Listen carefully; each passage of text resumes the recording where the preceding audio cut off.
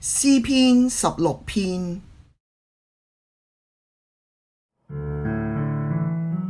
我心歡喜，我靈歡呼快樂，有神也要安然居住。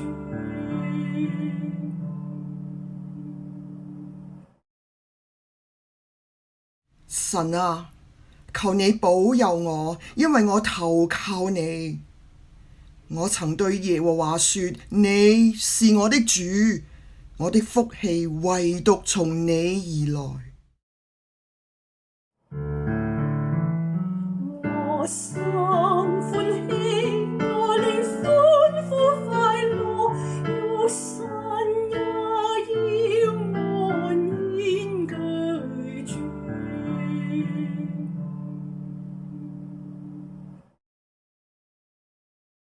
論到世上的聖民，他們是尊貴的人，是我最喜悅的。追逐別神的，他們的愁苦必增加。他們所澆奠的血，我不獻上，我嘴唇也不提別神的名號。耶和華是我的產業，是我杯中的福分，我所得的，你為我持守。我心歡喜，我靈歡呼快樂，有神也要安然居住。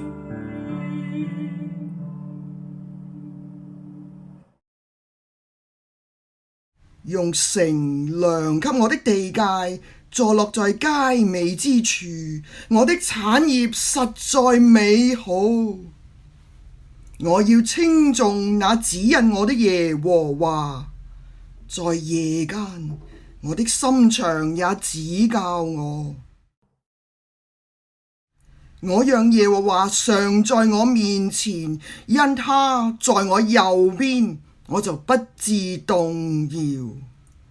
因此我的心歡喜，我的靈快樂，我的肉身也要安然居住。因為你必不將我的靈魂撇在陰間，也不讓你的聖者見地府。你必將生命的道路指示我，在你面前有滿足的喜樂，在你右手中有永遠的福樂。我心歡喜，我靈歡呼快樂，有神也要安然居住。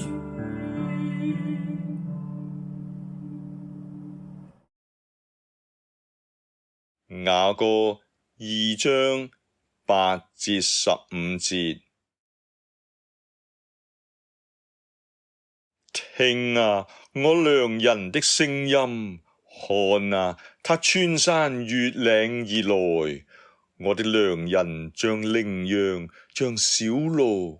看啊，他站在我們的牆壁邊，從窗戶往裏觀看，從窗格子往裏窺探。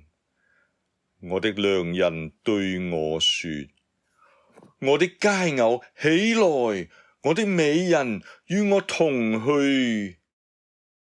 看啊，因為冬天已逝，雨水止住，已經過去了。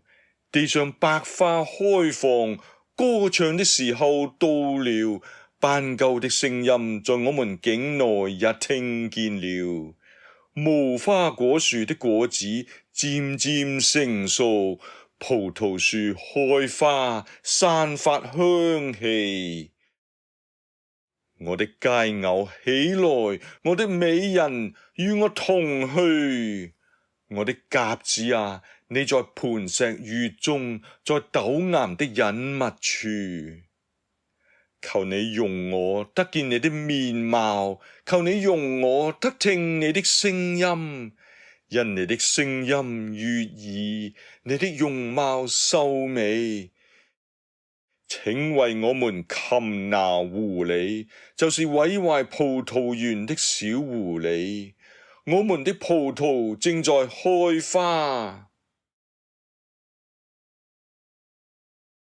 歌羅西書4章2至5節。你們要恆切禱告，在禱告中警醒感恩，同時也要為我們禱告，求神給我們開傳道的門，能宣講基督的奧秘，使我能按着所該說的話，將這奧秘顯明出來。我為此而被捆鎖。你們要把握時機，用智慧與外人來往。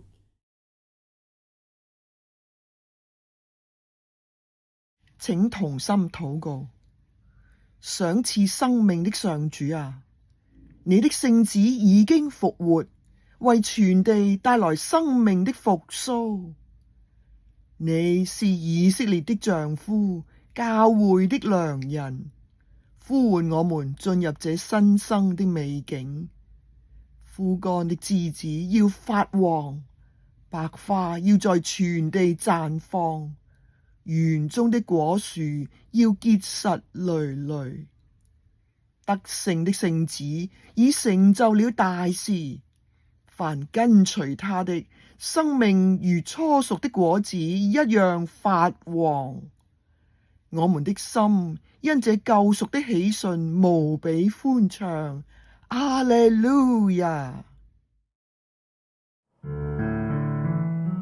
我心歡喜，我靈歡呼快樂，有神也要安然居住。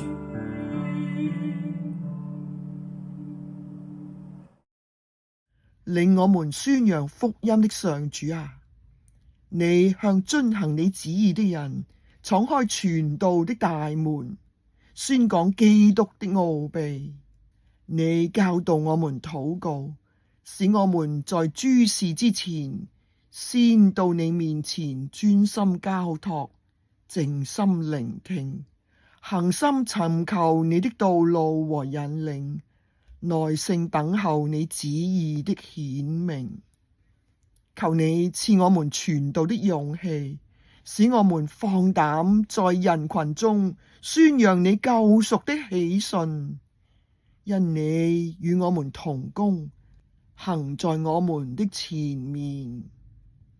求你賜我們福傳的智慧，開我們的眼目，看見基督所看見的，敏銳地體恤人群的需要，以關愛慈憐講合宜之言，讓你逆轉生命的福音顯明人前。求你引領我們進入基督的真理與奧秘，使復活主的智慧與喜樂充滿我們，讓你救贖的大好消息傳遍全地每個角落。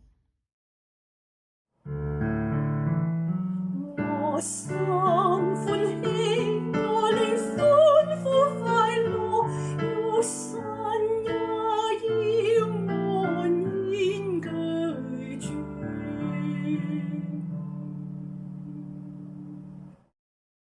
奉將生命道路揭示我們，教導我們禱告的救主基督耶穌聖名祈求，阿們。